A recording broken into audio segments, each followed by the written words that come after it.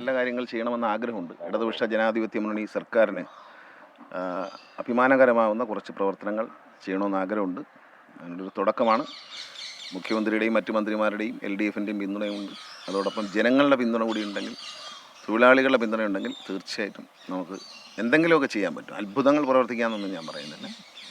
എന്തെങ്കിലുമൊക്കെ നമുക്ക് ചെയ്യാൻ പറ്റും. നമുക്ക് പൊതുഗതാഗത രംഗത്ത് മാറ്റങ്ങൾ വരുത്താൻ പറ്റും. അങ്ങനെ ഗതാഗത വകുപ്പാണെന്നാണ് പറഞ്ഞത്. അപ്പം അതുകൊണ്ട് തീർച്ചയായിട്ടും ചെയ്യാൻ പറ്റുമെന്ന് പ്രതീക്ഷിക്കുന്നു. ഇല്ല, ഒന്നുമില്ല. അപ്പോൾ ഗതാഗത വകുപ്പാണ്. നമുക്ക് ആൻ്റണി രാജു അദ്ദേഹം വഹിച്ചിരുന്ന വകുപ്പാണ്.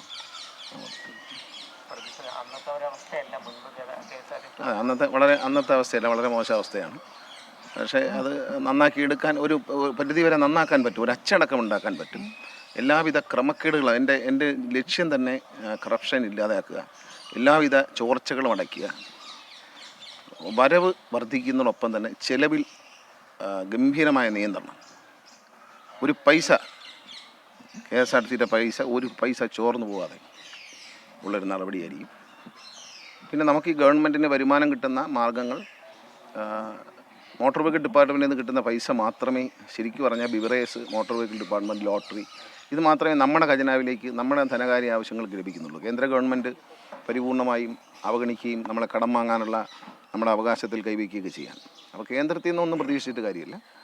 നമ്മൾക്ക് എങ്ങനെയൊക്കെ വരുമാനം വർദ്ധിപ്പിക്കാം, ജനങ്ങളെ പിഴിയാതെ എന്നതിനെക്കുറിച്ച് ചില ആശയങ്ങളുണ്ട്. അതിന് ഖജനാവിൽ കുറച്ച് പൈസ വർദ്ധിക്കാനുള്ള ചില ആശയങ്ങൾ.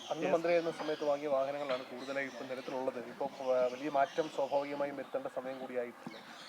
നമ്മൾ KSRTC, ഞാൻ മനസ്സിലാക്കിയിടത്തോളം KSRTCയുടെ വരുമാനത്തിൻ്റെ ചെലവിൻ്റെ നേരെ പകുതി ഡീസലിനാണ് പോകുന്നത്. അപ്പോൾ ഡീസൽ 3 കിലോമീറ്ററാണ് മൈലേജ്. ഒരു ഉദാഹരണമായിട്ട് ഞാൻ പറയാം. അപ്പോൾ ഈ 3 കിലോമീറ്റർ മൈലേജ് കിട്ടുന്ന ഡീസൽ വണ്ടികളെക്കാൾ ചെറിയ ബസ്സുകൾ വാങ്ങുക ഗ്രാമീണ മേഖലകളിലേക്ക്. പഴയ ചെറിയ ബസ്സെന്ന് പറഞ്ഞാൽ ആ ബസ്സിന് 7 കിലോമീറ്റർ 8 കിലോമീറ്റർ മൈലേജ്. ഇപ്പോൾ പുതിയ ടെക്നോളജികൾ ഉപയോഗിക്കുമ്പോഴത്തേക്കും അത്തരം ചെറിയ ബസ്സുകൾ, നമ്മൾ സ്കൂൾ ബസ്സിനൊക്കെ ഉപയോഗിക്കുന്ന പോലുള്ള ചെറിയ ബസ്സുകൾ, ആ ബസ്സുകൾക്ക് 10 കിലോമീറ്റർ വരെ മൈലേജ്. അപ്പോൾ 3-ൽ നിന്ന് അത് 10-ലേക്ക് മാറുമ്പോൾ തന്നെ നമുക്ക് ഗുണം കിട്ടും. പിന്നെ മാത്രമല്ല, ഗ്രാമീണ മേഖലകളിൽ വണ്ടി, എൻ്റെ മനസ്സിലെ ഏറ്റവും വലിയ ആഗ്രഹം കേരളത്തിൻ്റെ എല്ലാ ഗ്രാമീണ മേഖലകളിലും KSRTC ബസ്സെന്നല്ല, സ്വകാര്യ ബസ്സായാലും ഓടിക്കുന്ന ഒരു പുതിയ പദ്ധതി അത് കൊണ്ടുവരും. അത് ബഹുമാനപ്പെട്ട മുഖ്യമന്ത്രിയുടെ മുമ്പിൽ അവതരിപ്പിക്കും. അദ്ദേഹം അംഗീകരിച്ചാൽ അത് ഇന്ത്യയിലെ തന്നെ ഒരു ചരിത്രമാക്കി നമ്മൾ മാറ്റും. ഈ KSRTC രക്ഷപ്പെടുത്താൻ ആശയങ്ങൾ ഒരുപാടുണ്ട്. പക്ഷേ പലപ്പോഴും ഈ തൊഴിലാളികളുടെ ഒരു പ്രശ്നങ്ങളൊക്കെ, അല്ല, തൊഴിലാളികൾ പറയുന്നതിലും കാര്യമുണ്ട്. ഇതിനകത്ത് ഒരുപാട് ചോർച്ചയുണ്ട്. നമ്മളെ ചോർച്ച അടയ്ക്കാൻ ശ്രമിക്കുമ്പോൾ തീർച്ചയായിട്ടും അവർ നമ്മുടെ കൂടെ നിൽക്കും.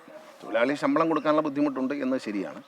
പക്ഷേ പ്രധാനമായും ഈ ചോർച്ച അടയ്ക്കുന്നതോടെ നമ്മുടെ നീക്കിയിരിപ്പിൻ്റെ അളവ് വർദ്ധിക്കും. കണക്കുകൂട്ടലിലൊക്കെ ഒരുപാട് തെറ്റുകളുണ്ടെന്നാണ് ഞാൻ പ്രാഥമികമായി മനസ്സിലാക്കിയ കാര്യങ്ങളാണ്. എനിക്കറിയില്ല, ഞാൻ ഉള്ളിലോട്ട് കടന്നാൽ ഒരു 2 ആഴ്ച കഴിയുമ്പോൾ ഞാൻ കൃത്യമായി പറയാം. ഇതൊരു ശരിക്കും പറഞ്ഞാൽ ഒരു തുറന്ന പുസ്തകമായി കാണണം ഇതിനെ. കാരണം KSRTC ജനങ്ങളായിട്ട് ഏറ്റവും അടുത്ത് നിൽക്കുന്ന ഒരു ഗവൺമെൻറ്റിൻ്റെ മുഖമാണ്. കാരണം ജനങ്ങളായിട്ട് ഏറ്റവും അടുത്ത് നിൽക്കുന്ന പ്രധാന വകുപ്പുകൾ KSRTC, സിവിൽ സപ്ലൈസ്, ആരോഗ്യം, വിദ്യാഭ്യാസം, ഇവയാണ് ഏറ്റവും അടുത്ത് നിൽക്കുന്നത്.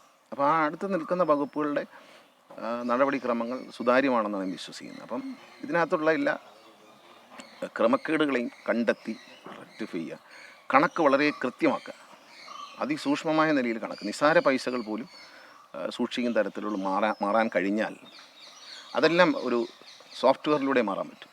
മനുഷ്യനെ കൊണ്ട് ഇതെല്ലാം കറക്റ്റ് ചെയ്യിക്കുക അസാധ്യമാണ്. പക്ഷേ കണക്കുകളിൽ ഓരോ ദിവസവും കൃത്യമായ കണക്ക് മെയിൻറ്റെയിൻ ചെയ്താൽ ജീവനക്കാരെ സംബന്ധിച്ച് അവർക്കൊരു സംതൃപ്തി ഉണ്ടാകും. കാരണം അവർ കഷ്ടപ്പെട്ടുണ്ടായിക്കൊണ്ടിരുന്ന പണം ഒരു തരത്തിലും ദൂർത്തടിക്കപ്പെടുന്നില്ല എന്ന് അവരെ ബോധ്യപ്പെടുത്തിയാൽ അവർ സഹകരിക്കും എന്നാണ് എൻ്റെ വിശ്വാസം. ഈ അക്ഷീണ പ്രയത്നം നടത്തുന്ന ഒരുപാട് ഉദ്യോഗസ്ഥർ KSRTC ഉണ്ട്. അതേസമയം മടിയന്മാരായ നിരവധി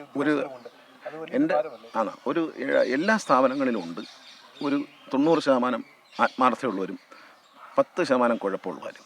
നമ്മൾ ഈ ഒരു ശുദ്ധജലത്തിൽ ഒരു ശകലം അഴുക്ക് വെള്ളം ഒഴിച്ചാൽ മതിയല്ലോ, എല്ലാം കൂടെ ചീത്തയാകും. അതാണ് ഇപ്പോൾ KSRTC പറ്റിയത്.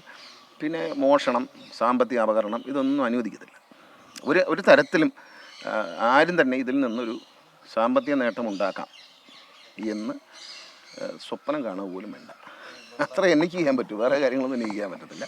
അത്തരത്തിലുള്ള ഒരു കാര്യങ്ങൾ സ്പെയർ പാർട്സിൻ്റെ കാര്യത്തിലായാലും പർച്ചേസിൻ്റെ കാര്യത്തിലായാലും വളരെ നല്ല ഉദ്യോഗസ്ഥന്മാരാണ്. MD ഒക്കെ വളരെ കൃത്യതയുള്ള ഉദ്യോഗസ്ഥന്മാരാണ്. അപ്പോൾ അവരെ ഒരു ബലം പകരുക എന്നുള്ളൊരു മന്ത്രിയുടെ ജോലി. യാതൊരു തരത്തിലും എല്ലാ ഓട്ടകളും അടയ്ക്കുക എന്നുള്ള ലക്ഷ്യമാണ്. അത് വേറെ ആരും നടപടിയും ഉപദ്രവിക്കലും ഒന്നുമല്ല.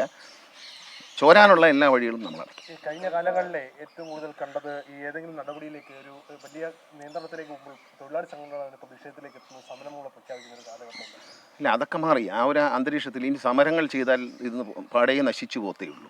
സഹകരിച്ചാൽ ചിലപ്പോൾ നമുക്ക് വിജയിക്കാൻ കഴിഞ്ഞേക്കും. സഹകരിക്കുന്നതിന് പകരം വാശിയോടെ സമരം ചെയ്യുകയും സർക്കാരിനെ മോശപ്പെടുത്താൻ വേണ്ടി സമരം ചെയ്യുകയും ചെയ്താൽ, അങ്ങനെ രാഷ്ട്രീയ ലാഭത്തോടുകൂടി സമരം ചെയ്താൽ അനുഭവിക്കാൻ പോകുന്നത് തൊഴിലാളികളായിരിക്കും. ഒരിക്കലും അല്ലാതെ വേറെ ആരും അനുഭവിക്കില്ല. യാത്രക്കാരനെ സംബന്ധിച്ച് എന്താ, ഇതില്ലെങ്കിൽ മറ്റൊരു സിസ്റ്റം കടന്നു വരും. ആ സിസ്റ്റത്തെ യാത്രക്കാർ ആശ്രയിക്കും. നമ്മളെ ജനങ്ങളെ സംബന്ധിച്ച് ഏതെങ്കിലും വണ്ടി കിട്ടിയാൽ അത് ഇന്ന വണ്ടി കിട്ടണമെന്നൊന്നുമില്ല. അപ്പോൾ അതിന് അവസരം ഉണ്ടാക്കരുത്.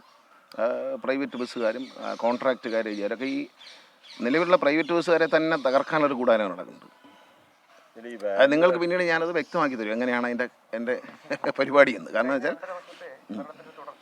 അതെ,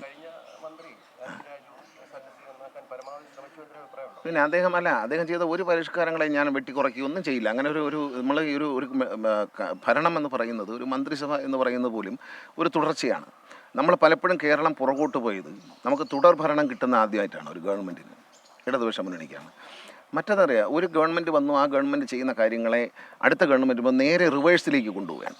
ഇതിൽ നിന്ന് വ്യത്യസ്തമായി തമിഴ്നാട്ടിലേക്ക് നോക്കിക്കഴിഞ്ഞാൽ നമുക്കറിയാം. തമിഴ്നാട്ടിൽ ജയലളിത മുഖ്യമന്ത്രിയായി ഭരിക്കുമ്പോൾ 10 ഫ്ലൈ ഓവർ പണിതു. അല്ല, അഴിമതി ഉണ്ടെന്നൊക്കെ പറഞ്ഞാലും അടുത്ത കരുണാനിധി അധികാരത്തിലെത്തുമ്പോൾ അദ്ദേഹം 16 ഫ്ലൈ ഓവറുകൾ പണിയും. അതിൽ അഴിമതി ഉണ്ടെന്ന് പിന്നീട് വരുന്ന ജയലളിത സർക്കാർ പറയുമെങ്കിലും അവർ 28 ഓവർ ബ്രിഡ്ജുകൾ പണിയും. അപ്പം നമ്മളങ്ങനെയല്ല. നമ്മൾ ആര് പണിത് അത് റിവേഴ്സിലേക്ക് പിടിക്കും. നമ്മളൊരു ഗവൺമെൻറ് മുന്നോട്ട് വയ്ക്കുന്ന നല്ല കാര്യങ്ങളെ സ്വീകരിക്കണം. ഇതൊരു തുടർച്ചയാണ്, ഇതിനൊരു സിസ്റ്റമാണ്. KSRTCയെ സംബന്ധിച്ച് വണ്ടി ഓടുന്ന കാര്യത്തിൽ, ഷെഡ്യൂൾ നിശ്ചയിക്കുന്ന കാര്യത്തിൽ, കണത്തിൻ്റെ കാര്യത്തിൽ, കണക്കുകളുടെ കാര്യത്തിൽ, സ്റ്റോക്കിൻ്റെ കാര്യത്തിലൊക്കെ ഒരു പക്ക കമ്പ്യൂട്ടറൈസ്ഡ് സിസ്റ്റത്തിലേക്ക് ഇതിനെ മാറ്റി മറ്റൊരാൾക്കും പിന്നീട് ഇത് അഴിച്ചു മാറ്റാൻ പറ്റാത്ത വിധത്തിലുള്ളൊരു വെട്ടിൽ ഇതിനെ ഇടണം. ഇട്ടാൽ പിന്നെ ഇത് രക്ഷപ്പെടും. ഇങ്ങനെ ഈ സമീപകാലത്ത് KSRTC ടൂറിസം മേഖലയിലൂടെ കടന്നു വന്നിട്ട് നമുക്ക് കൊട്ടാരക്കരയിലടക്കം വലിയ വിജയം ഉണ്ടായി. അത്തരം സാധ്യതകൾ കൂടുതൽ അല്ല, അത് നല്ലതാണല്ലോ. കാരണം നമുക്ക് പണം കിട്ടുന്ന ഏത് സാധ്യതയും പരീക്ഷിക്കും. അത് നിയമപരമായ ഏത് സാധ്യതയും, അല്ലാതെ നമുക്ക് പണം കിട്ടാൻ വേണ്ടി നിയമവിരുദ്ധ പ്രവർത്തനം നടത്താറില്ല. നിയമപരമായി ജനങ്ങൾക്ക് നല്ല അവരെ പൾസ് മനസ്സിലാക്കിയിട്ട് അവരുടെ ആവശ്യത്തിന് നമ്മൾ ചെയ്തു കൊടുത്താൽ. പണ്ട് ഞാനൊക്കെ കൊച്ചായിരിക്കുമ്പോൾ കല്യാണത്തിനൊക്കെ പോകാൻ വേണ്ടിയിട്ട് KSRTC ബസ് ആൾക്കാർ വാടക എടുക്കും. അങ്ങനെ ടൂറിസ്റ്റ് ബസ് എടുക്കുന്ന ലാഭം കല്യാണത്തിനൊക്കെ പോകാൻ വേണ്ടി KSRTC ബസ്സാണ് ആളുകൾ വാടക എടുക്കുന്നത് കല്യാണത്തിനൊക്കെ പോകാനായിട്ട്. അതുപോലെ ഇല്ല, അങ്ങനെയില്ല.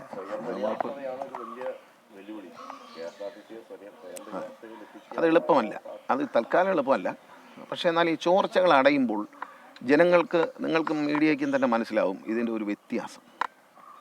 പിന്നെ ഡീസലിൻ്റെ ഉപഭോഗം കുറച്ചുകൊണ്ട് ഒരു എത്ര ശ്രമിച്ചാലും ഒരു ഡ്രൈവർ വിചാരിച്ചാൽ ഈ പറയുന്ന ഒരു വലിയ ബസ്സിന് 3 കിലോമീറ്റർ കൂടുതൽ കിട്ടാൻ പറ്റത്തില്ല. അവരെ നമ്മൾ ഉപദ്രവിച്ചിട്ട് കാര്യമില്ല.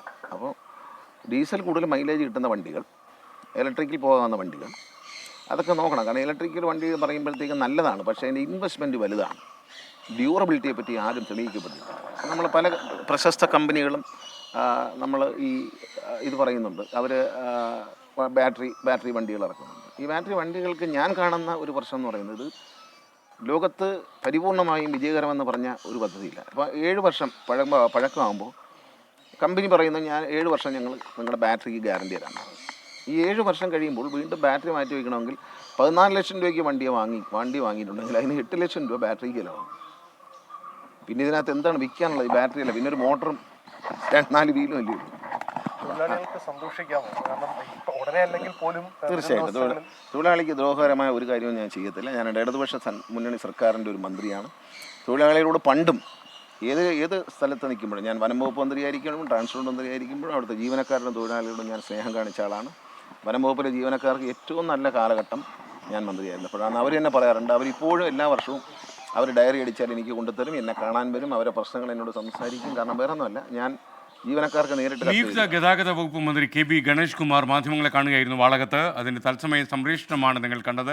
അദ്ദേഹത്തിന് എല്ലാവിധമായ ആശംസകളും. അതുപോലെ രാമചന്ദ്രൻ കടന്നപ്പള്ളി ഇന്ന് തുറമുഖ വകുപ്പ് മന്ത്രിയായി സത്യപ്രതിജ്ഞ ചെയ്യുമെന്ന് വൈകുന്നേരം രാജ്ഭവനിൽ. അദ്ദേഹത്തിനും എല്ലാവിധമായ ആശംസകളും നേരുന്നു. അദ്ദേഹവുമായി വ്യക്തിപരമായ നല്ല സൗഹൃദമുള്ള ആൾ തന്നെയാണ് ഞാൻ.